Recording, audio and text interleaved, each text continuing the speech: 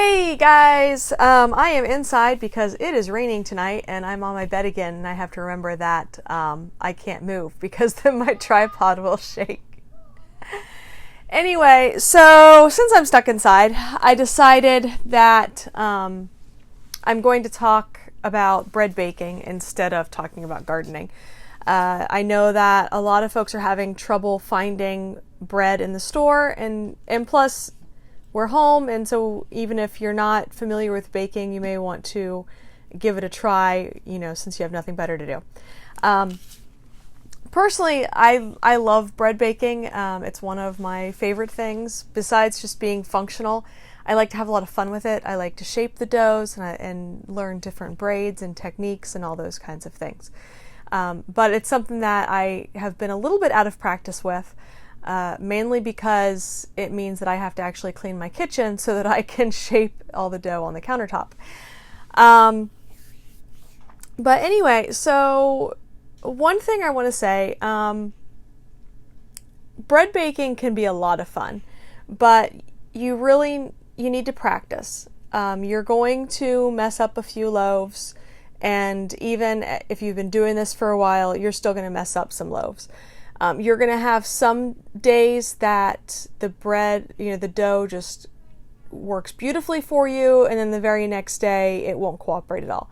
It's just kind of the nature of the beast. It's how bread is. But the more bread you bake, the more you get a feel for the dough and the consistency and the feel, the texture that you want and that leads to a successful loaf. Because you'll be able to tell there's certain breads, or certain doughs, they'll usually be a little bit soft, maybe even a little bit sticky, but they end up being really pliable. Those are the doughs that rise really well and end up creating a really pretty loaf. Then other times you'll have a dough that is just tough and it resists you and it takes extra resting time to get it workable. And it feels like you're fighting it every step of the way and then it doesn't rise well. Bread is one of those things where it will pull moisture from the air, and so I have found that rainy days like today actually end up being really good days for bread baking because there's that extra moisture and the extra humidity, and so the bread responds to that and usually rises better. Bread for rising likes pretty high humidity, usually between 80-90%. And then they like 100 degrees ideally for their rising temperature. Now the problem we have is unless you actually have a proof box, most of you don't have an easy way to create a 100-degree environment for bread. Most of our air conditioners are probably set at 75, and then your ovens, even if you put them on warm, are usually between 150 and 200, which is high enough to kill the yeast. And so even if you have the oven set on warm, you don't want to put your dough in there because you could actually kill the yeast and then the dough doesn't rise because all the yeast is dead. One thing you can do is you can put it on warm and then turn it off and put the dough in there, just as long as you don't open the oven door. But I would put a thermometer in there to keep an eye on the oven temperature to make sure it doesn't get above 100 degrees.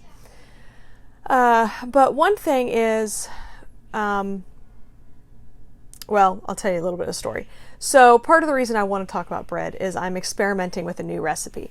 And what I'm doing is I'm essentially taking my cinnamon roll recipe and I'm turning it into a loaf of bread. And this is going to be like a breakfast bread for us. And the flavor is really, really good. But it's a very heavy, dense bread because it has butter and eggs in it, plus brown sugar and cinnamon. And so getting it to rise has been a little bit tricky. I'm still trying to figure that out. And my cinnamon roll recipe in general tends to be a bread that's very slow to rise. So what can we do if we do have a bread that is slow to rise and just takes its time? It's not necessarily a bad thing. I've actually had cinnamon rolls where I've made them the night before and left them out overnight and then put them in the oven the next morning. A longer rise time actually means a better flavor for your bread product. This is why you see a lot of like old world recipes where they retard the dough by putting it in. I mean, a lot of people will put it in the refrigerator, but ideally you want to keep it at about 50 degrees, which some people will have an actual, I want to say the proper term for it is retardation box. But you could also, if you have like a wine cooler where you can set the specific temperature, then that would also work well for it if you can set it at like 50 degrees. But that way it has a longer ferment and then the more of those flavors develop. When you have like your sandwich breads and things like that that actually rise very quickly, you'll notice that that sandwich bread just ends up having a very bland flavor. And so then that's when we end up having to add other things to the bread to give it flavor so it's enjoyable. But a good aged dough, for instance, like a sourdough, you can eat just the sourdough and it still has a lot of flavor and you don't necessarily need to add anything to it. Not to say that I don't love dipping some sourdough bread in some tomato soup, but that's another story. So anyway, I'm baking this bread, or I'm trying to rise this bread, and it's been one of those that I've been having trouble getting it to rise. I don't want to add more yeast because I don't want it to rise too fast because I do want it to develop that flavor. But what I'm working on is actually trying to create a warm environment by I put plastic wrap over the bowl and then I turn the oven on warm, but I put the bowl like over the oven vent rather than putting it in the oven. So it's getting some of that residual heat. And then I do a couple extra folds during the fermentation process. That's going to help to develop the gluten, but then also kind of help to give it more structure, distribute the temperature, and encourage it to rise more. And then just giving it plenty of time. I probably rushed it too much tonight because I was trying to get it baked off before we all go to bed. And it is a little bit dense, but the other error that I made is I didn't know exactly how long to bake it for because up until this point I've been making the dough and splitting it between two bread pans. And then of course the original recipe is cinnamon rolls, which are going to be thinner. And so I baked it for 30 minutes and then my daughter decided to cut a slice, and when she cut the slice and I looked at the inside of the loaf was raw. So I had to put it back in the oven. So one thing you can do to avoid that, especially if you're cooking in a bread pan, because typically like one thing people will say is you can turn the loaf over and tap the bottom, and if it sounds hollow, then it's done baking. Because that hollow sound means that all the moisture from the inside of the loaf is baked off.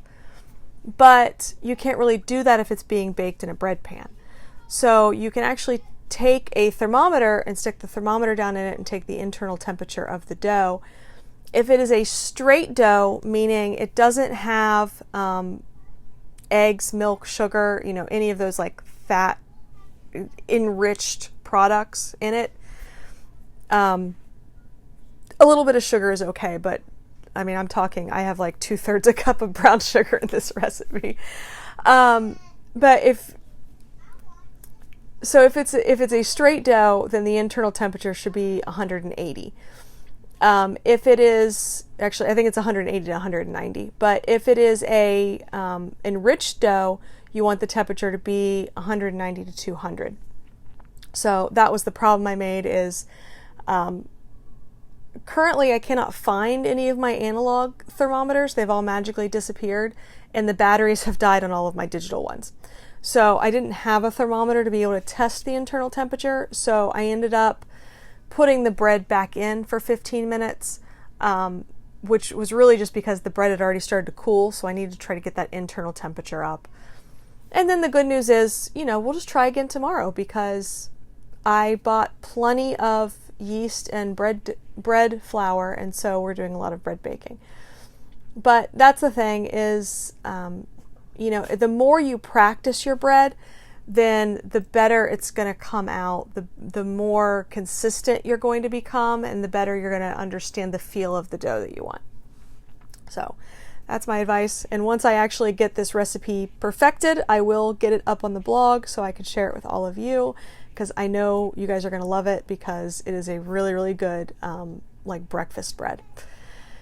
But that is all that I have for tonight. You guys have a good one, and I'll talk to you later.